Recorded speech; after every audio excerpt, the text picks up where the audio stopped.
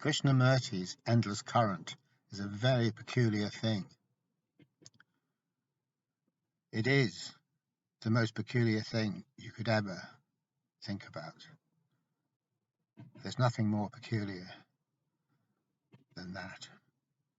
If you can think of anything, or if you come across anything that's more peculiar than that, I'd like to hear about it, because that'd be pretty weird, I'd say. Not that I think anyone is ever going to be able to tell me anything more peculiar than Krishnamurti's endless current.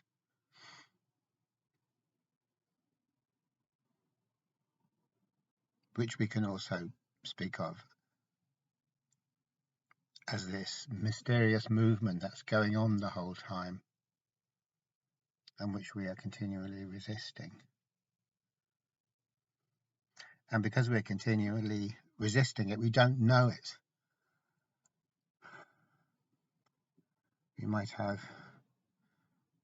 fearful, panicky feelings every now and again, but we don't know anything about the mysterious movement. We only know our resistance to it. And that resistance to it is our world, and it's us. And it's also Joseph Campbell's playpen for adults who don't want to grow up and find out what life's really about. So Krishnamurti's endless current, it's taking us somewhere. And where it's taking us is away from the equilibrium state. So that really just means that where it's taking us is away from everything that we know, away from everything that we're familiar with, away from everything that we can recognize and name, and away from everything that we think is true. So that's a weird thing. So suppose we weren't to resist. Suppose we were to make the experiment of not resisting the endless current. Then we can visualize or imagine in a kind of a way what that would be like. Things just keep on getting stranger, and everything that we relied on, everything that we got our security out of, everything that we're actually aware of as being the world or as being real, recedes, and we're being pulled by the current, nice and gently, but inexorably, away from that, away from the world of the known. No one's pulling us. There's no design. There's no plan afoot. This is just the endless current. This is just reality.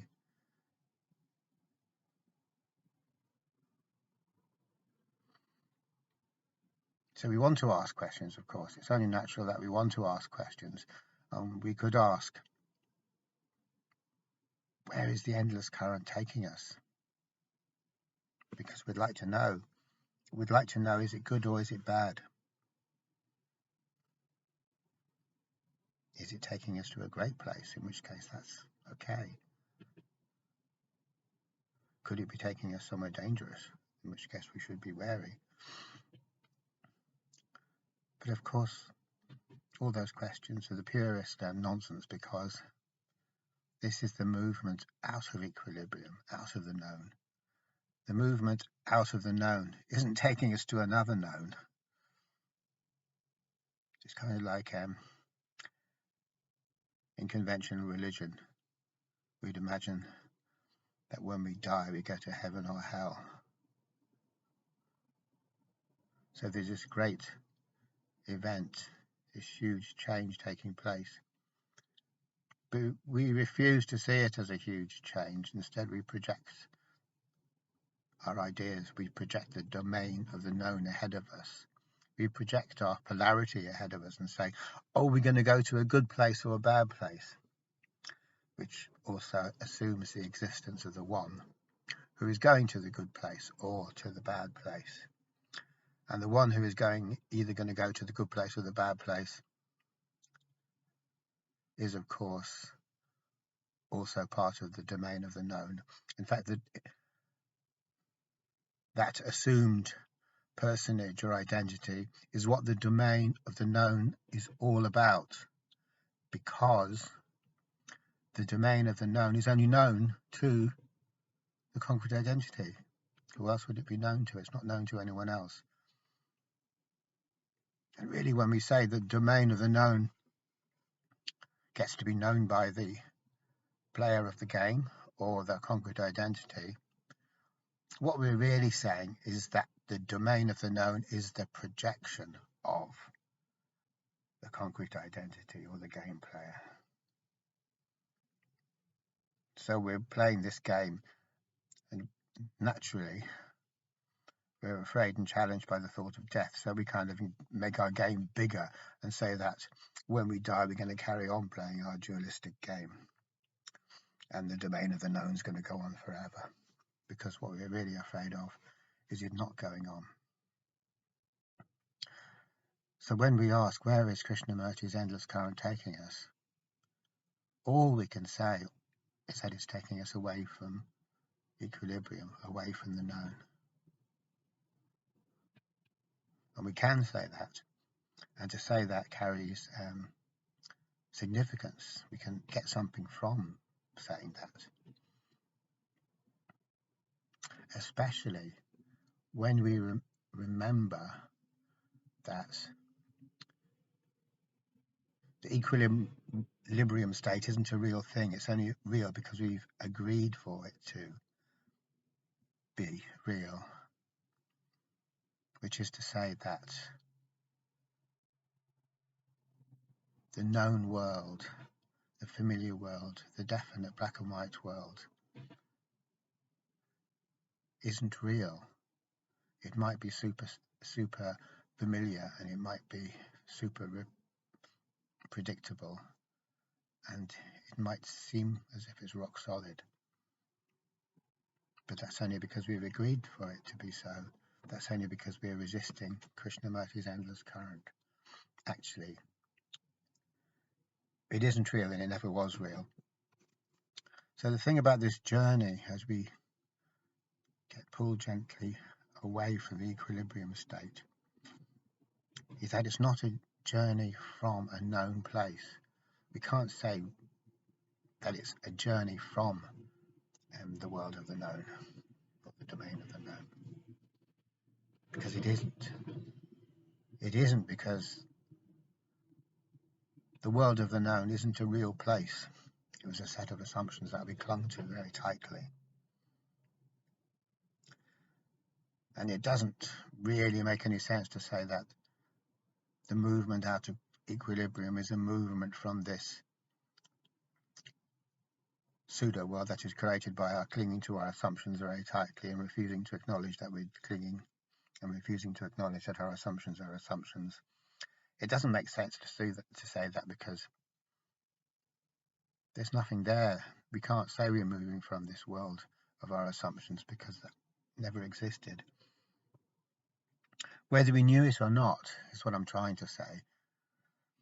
We're always moving. We're always part of this movement, which is taking us away from equilibrium, if we look at it one way. But if we bear in mind, as we should bear in mind, that there never was any equilibrium really, then we can see that the movement is even more mysterious. And the more we puzzle over it, the more weird it gets. We could say that the movement out of equilibrium is the movement away from the domain of the known, which is an illusion. We could also say it's a movement from unreality into reality. As long as we remember that reality isn't a thing, it's not anything we could ever know about. As long as we remember that it's the mystery that we have been resisting our whole lives, just so that we don't get any false notions about what we mean when we say reality, because it's very easy to say, and yet we know nothing about it, so we should be careful shooting our mouths off, yapping about reality this and reality that, really. We should beware of shooting our mouths off in the way that we customarily do. So we can move on from discussing Krishnamurti's endless current, and we can use that to explain how there are two possible worlds that we can live in, or two possible modalities of existence that we can have.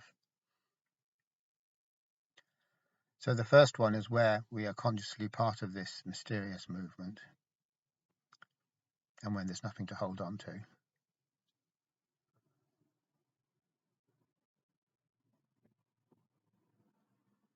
Which is like Chogyam Trungpa's little quote when he says the bad news is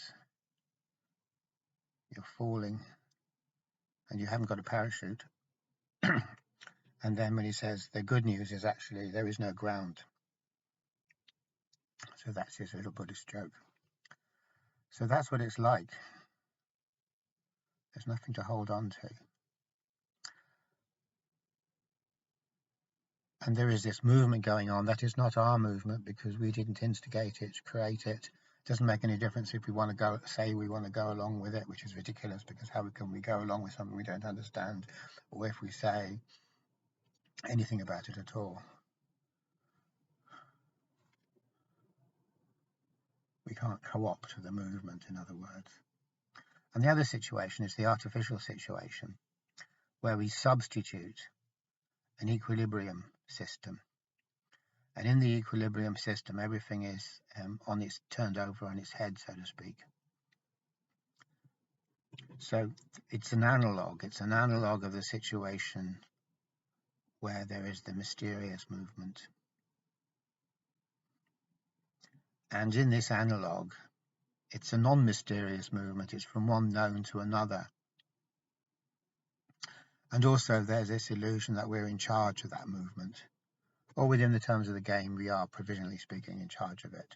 So the movement then could be seen in terms of our will, which isn't entirely correct, but it could be seen because it isn't really our will. It's actually the game compelling us to do what the game does or wants us to do. But we can identify with that force and call it our will or our volition to make the game be the game. So we actually think that this volition or free will actually exists, and that we are choosing the goals, and that it will be good if we get to the goal, and it will be bad if we don't. So that's the analog. And in this analog, what's basically happening is there is a polarity between where we're supposed to be, or where we want to be, and where we actually are, and where we don't want to be. So everything becomes about this movement from not being in the good place to getting into the good place, both of which are known.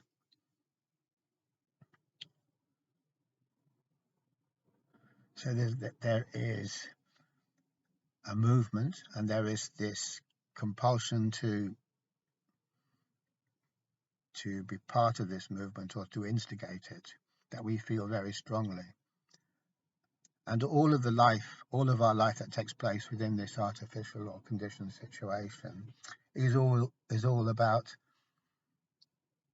chasing one pole and fleeing another when neither of these poles exist. And the movement between the one pole and the other is always compulsory. There's no freedom in it at all. Whenever you get an unreal situation that is predicated upon a positive and a negative pole, because that is an unreal situation and there's no reality in it, that situation is always going to be absolutely lacking in freedom, because freedom can only exist in reality, and freedom isn't the movement from one known to another. Reality isn't the movement from one known to another. So we're talking about something totally different. We're talking about an analog situation.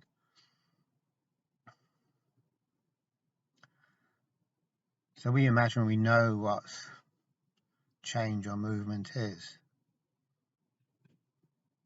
But the interesting thing is that we haven't had a clue, because what we call change or movement is something that our minds can understand and see the end point and the beginning point and how we go about the steps or the methodology that we utilize.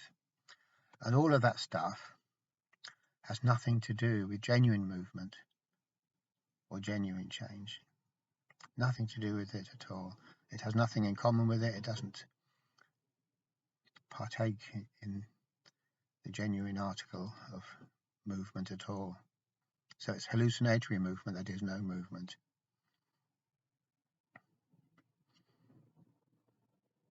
Because the thinking mind can only understand its own projections, and its own projections are static, so we're stuck in this static bubble the whole time. And we are allowed to enjoy the apparent progress that we make sometimes, only on the condition that later on we balance the books by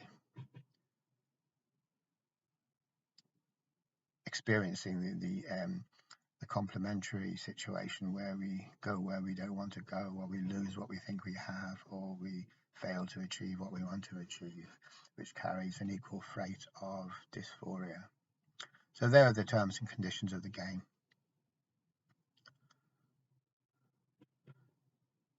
We have hallucinatory gains and hallucinatory losses. And inasmuch as the world that we live in is a reflection of the thinking mind, as David Bohm says, then we are completely insulated from the movement that is reality. Or we could just say we're totally insulated from reality. And the only thing we really care about is the fact that we carry on being insulated. So the whole point of the game is that we never know anything at all about the natural state of affairs, how things actually are by themselves, where we're not imposing this game plan on them, when we're not controlling. So that is a truly remarkable thing to think about, that every little part of us is dedicated to this task of insulating ourselves from the natural situation, which is really there all by itself and always has been, and persisting with our with our analog reality the whole time. And that, as far as we're concerned, the ultimate success is that we never know anything about this movement at all. Anything. No, we don't even have a hint or a whisper that it exists, because we're so engrossed in the game. The game being an unreal thing because we made it up ourselves.